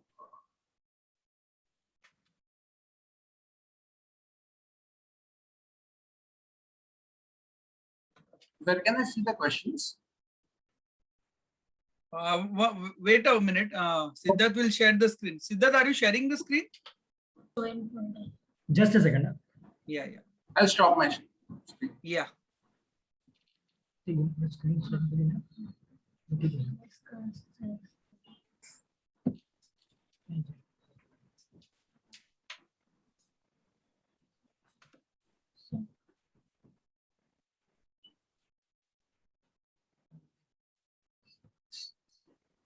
Let me just see. Yeah. Siddharth, just go up. Yeah. Bhautik, can you see the screen?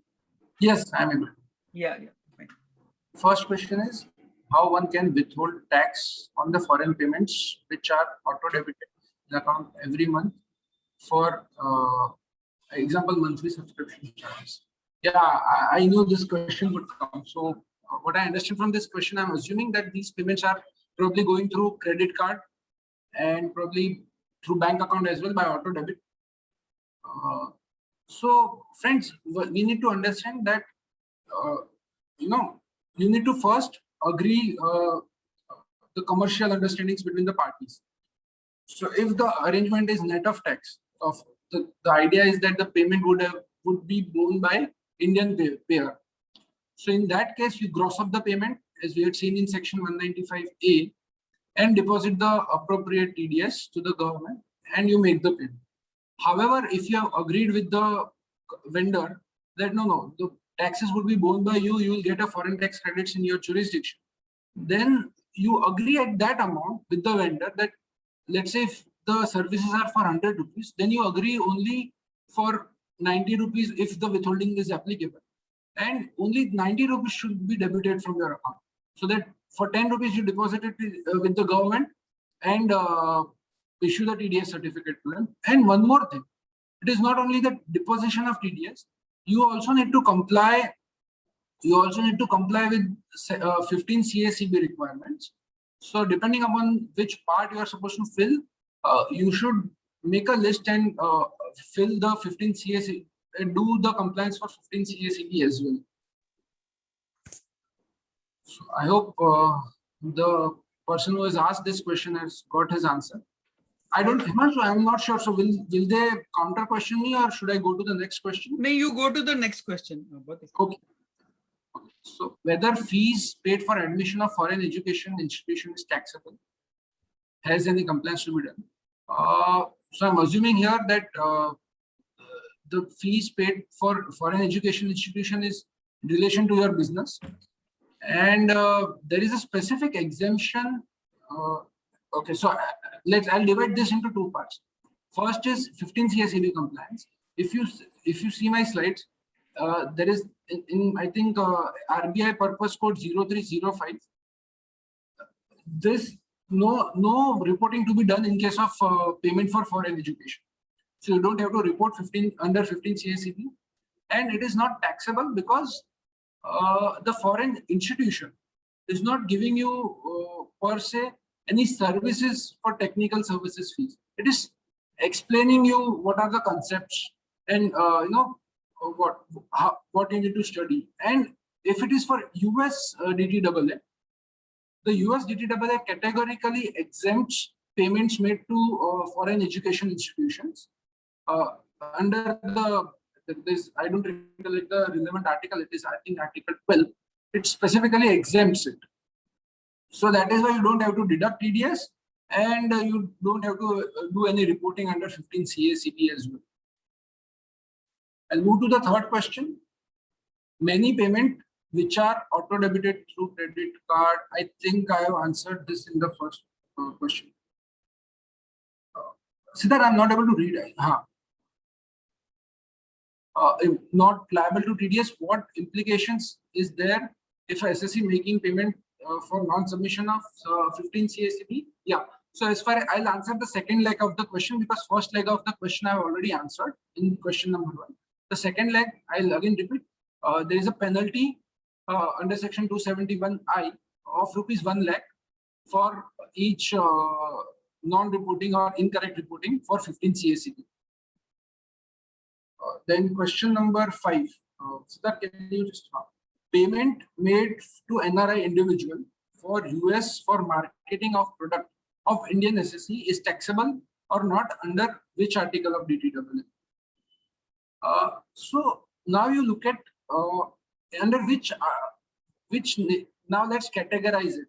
So if you are making payment for marketing support services, and you have mentioned NRI individual, so I'm assuming this is an individual. So there is a specific clause under DTAA of independent personal services. If that individual does not have a fixed base in India, which is if he doesn't have more, if he doesn't stay in India for more than 182 days, then any services provided by that non-resident would not be taxable in India as per Article 15 of India US DTAA. And let's say, assuming if it is a company, so then there are sufficient decisions available that if the payment is being made for marketing support services, that person does not make available anything to you. For every time, if you want to market your product, you'll have to go to him, make that payment, and then only he will provide you services. So he does not make available any technology, know-how, etc. in that services. And because it's a US DTAA, you can take a benefit of make available clause and consider this as a not taxable. So that I'm not able to see the other questions. There is some blank box. Siddharth, we can't see the screen. Siddharth? Bhautik, I will read out the question, next one. In case of a royalty agreement, which talks of accrual based on performance every month, when does the incidence of TDS arises? When the bill is raised or on accrual basis or actual payment? And then subsequently, which SBI TP rate to be considered? Shall I repeat? Yeah. Yeah, I broadly understood the question. Yeah, so fine. if there is a monthly payment you need to make for any royalty payment, when you should deduct the TDS? That's the broad question, right? So to answer that, it simply depends on your accounting. Yeah, thanks, Siddharth.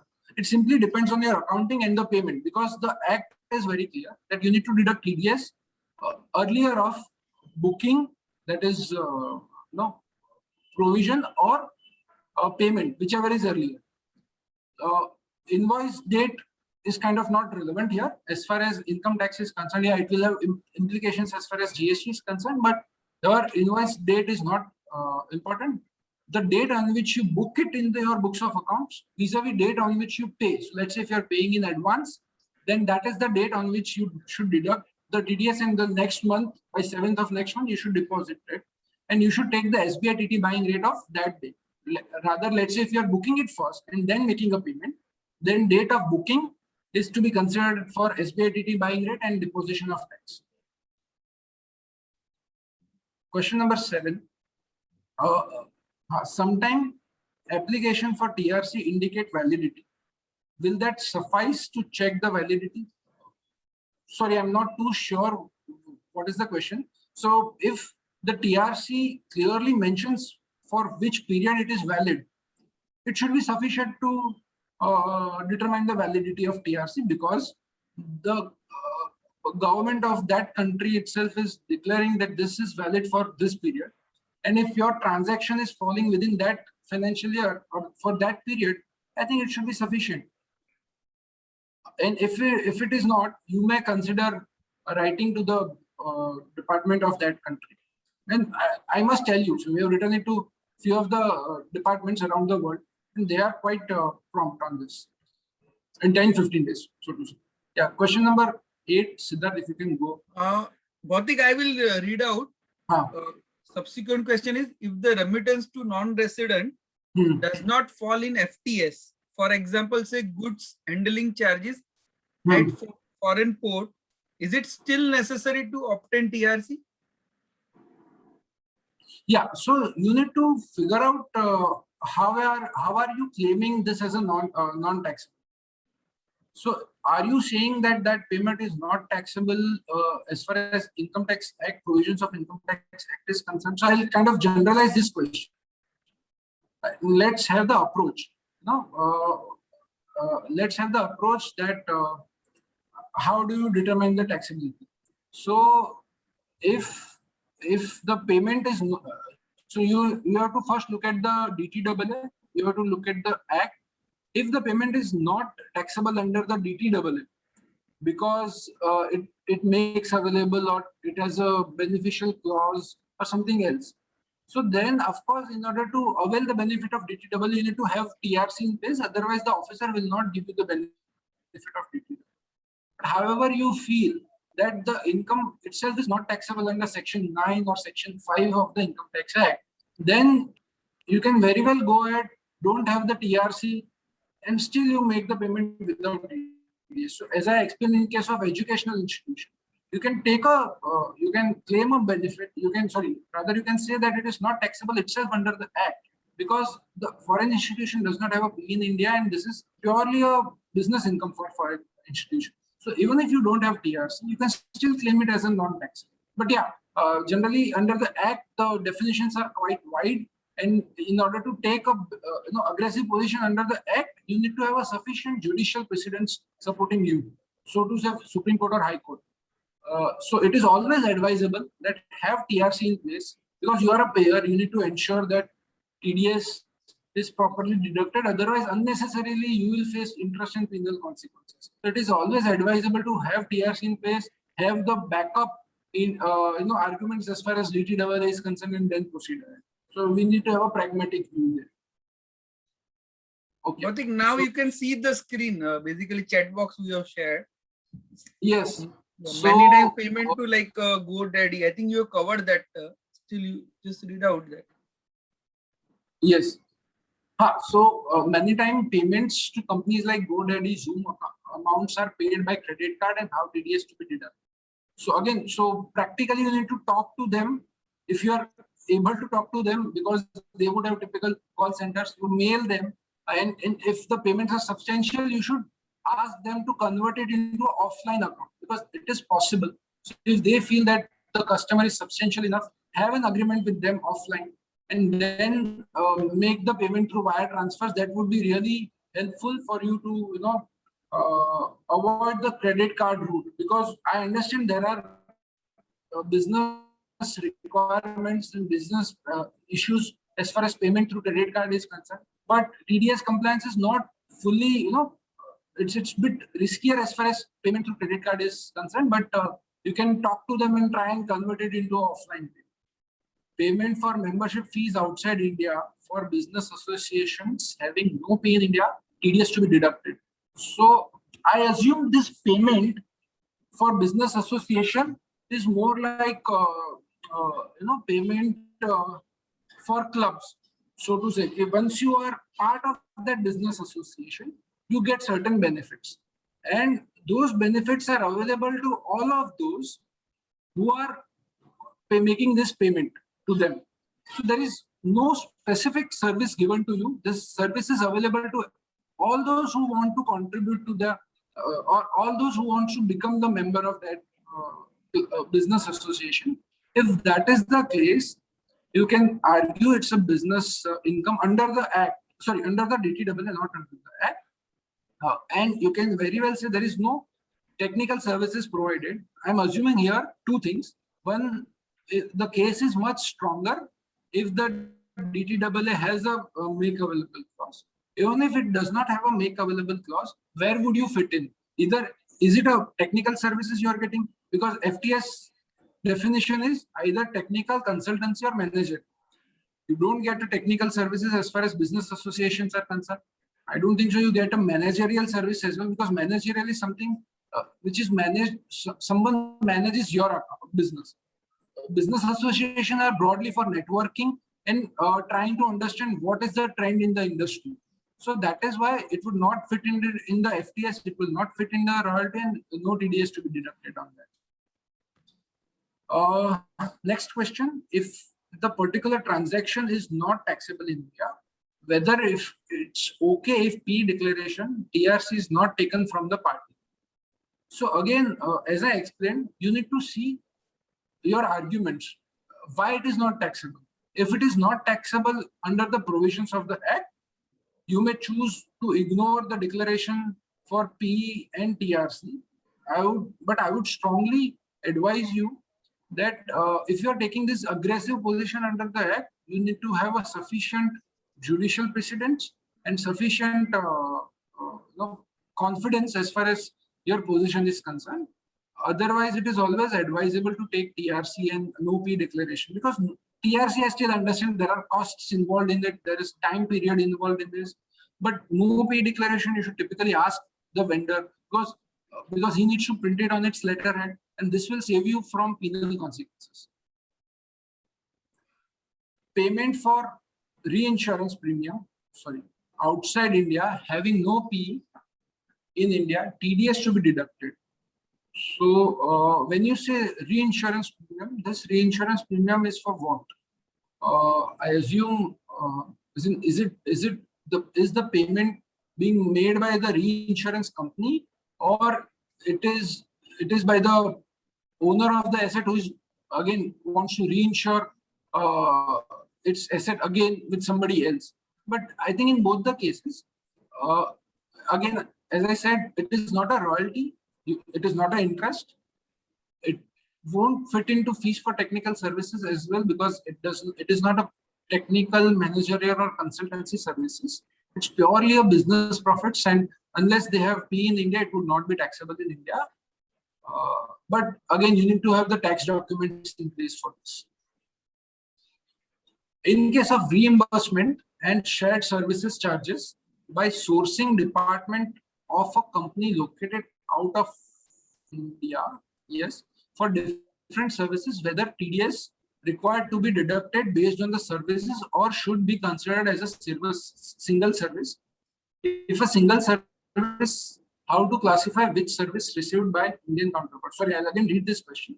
In case, so I'm assuming the Indian company is making payment for shared services to a company outside India. by sourcing department. Okay. So that company is providing, the non-resident is providing you many services, which include sourcing, probably some other services as well. You need to look at what is the nature of services which the non-resident is availing and giving it to you. So if that non-resident is availing sourcing services or is availing certain services which are not technical services or not royalties or not interest, then you can of course choose to ignore that and don't deduct the TDS. However, if that services itself technical services or royalty services, which are again being passed on to you, and again you have to see the invoices, agreements, basis that you'll have to take a call whether, because at least on one, I personally feel that at least on 1 lakh, the TDS under section 195 should have been done. So if a non-resident is doing that TDS, because as we saw under 197, 195(1), even a non-resident is required to deduct TDS if the tax services are taxable in India. So assuming that non-resident who is sourcing the services for Indian company and it is one-to-one allocable, either that non-resident has to do TDS or the Indian company while paying to the non-resident has to do TDS. However, if the services are composite and you are able to show there is a back-to-back reimbursement, there is no one-to-one nexus, there are sufficient decisions, including Siemens decisions, Indian Mumbai Tribunal or Mumbai High Court, it says that on reimbursement you should not deduct TDS. I hope I answered that question. Whether 15 CACB is required while making payment to non-resident NRO in rupees in case of acquisition of immovable property. So I'm assuming you are an Indian resident making payment to a non-resident, but it's Indian bank account. And the question is whether 15 CACB is applicable or not. The answer is very clear. If you see section 195(6), it says that if the payment is being made to non-resident, it does not say whether it is in reserve or in INR. If it is being made to non-resident, 15 CACB compliance needs to be done. Now, the counter to this question would be the bankers would not need it because the money is not going outside India. I agree, bankers would not need it, but our own Income Tax Act requires us to file Form 15 CACB. So you may choose not to give it to the banker, but keep it for yourself for your compliances. There are certain management or business training coach services received whether TDS is applicable under which category. So again, we need to analyze the facts and the agreement and the invoice for this transaction, because yourself, the querist, is saying that there are certain management or business training coach services are received. So it would squarely fall under fees for technical services because it includes the managerial services. However, you'll have to see, so I'm talking about the DTW because under Act it would automatically fall. However, again, you'll have to see whether the DTW have a make available clause or DTW does not have a FTS clause. So if the DTW does not have a FTS clause or it does have a make available clause, then you may again further see whether any technology is being made available to you. If it does not, then you may choose not to deduct the tax. However, in other cases, you may choose to deduct taxes. Again, when to take an aggressive position, again, you have to see it from that perspective, whether the agreement is net of tax or gross of tax. Because as a payer, I think you should be very prudent and as we say, Banya Buddhi, that if the tax is on behalf of the non-resident, you should simply put your foot down. I don't want to take any litigation risk. I don't want to take any interest penal risk. I'll deduct the TDS. If you want to claim the deduction, if you want to claim the refund, go file the return and claim the refund, because if you feel it is not taxable. But if it is net of tax, it's my own money, then I may, dig in further and see, what to be done. It applies to all the payments. I just happen to mention in this payment, but it should apply to all the payments. And non-resident sold immovable property to resident. Resident made payment to NRO account. Non-resident wants to transfer this amount to foreign account. In this case, what are the trigger points for applicability of section Form 15 CACB while payment to NR or NR transfers funds to So as far as first leg of question is concerned, I think I have already answered. You need to comply with Form 15 CACB. However, as far as second leg of answer is concerned, a non-resident is making payment to not himself itself. There is no remittance as far as to any third person is concerned. It is to you yourself itself. You may choose not to do 15 CACB compliance, but I'm pretty much sure the bankers will not let you.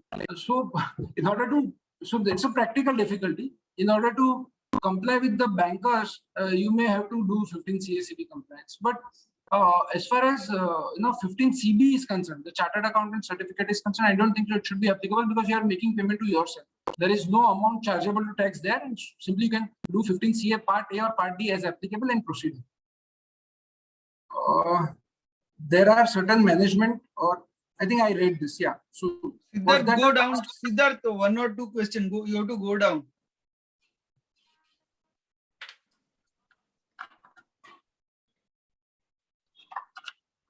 There is some issue. If someone can share. Yeah. Please. Bhautik, you can see if an NRI is selling a house property and the value is 45 lakhs, still TDS will be deducted. Okay, if NRI is selling a house property and the value is 45 lakhs, still TDS would be deducted by buyer, and do NRI need to apply for? My answer to this question would be, what is the cost of acquisition? So just to summarize, the question is bang on. I think in such a case, it is always advisable to apply for lower tax certificate, because as we saw in section 195(2) and section 197 as well, that this is a payment wherein portion of payment is only taxable and not the whole payment. So either payer can go to the officer and determine the taxability under section 195(2), or the non-resident can apply for 197 and obtain TDS certificate, and both the parties would comfortably then proceed ahead with the transaction. So the question itself has answered. NRI should ideally apply for lower TDS certificate, which comes in 4 to 6 weeks, or the payer can apply for application under section 195(2). Whether 15 CACB is required in case of payment to rent to NRI by way of depositing check or NEFT bank account held by NRI in India. I think I answered this question. Yes, 15 CACB Correct. required. Would TDS be applicable on testing and certification cost paid to foreign party? Certification is like ISO certification for products to be exported, those in respective countries. There are sufficient decisions available on this. Again, we'll have to see to which country you are making payment. So if this is the country like Israel or Finland or China, wherein the activity should be performed in India. So I'm assuming here under the act it would always be taxable. I'm trying to get out from the DTW. So you look at either those such countries, or if the countries does not have a FTS clause, or if the countries have FTS clause but have a make available clause.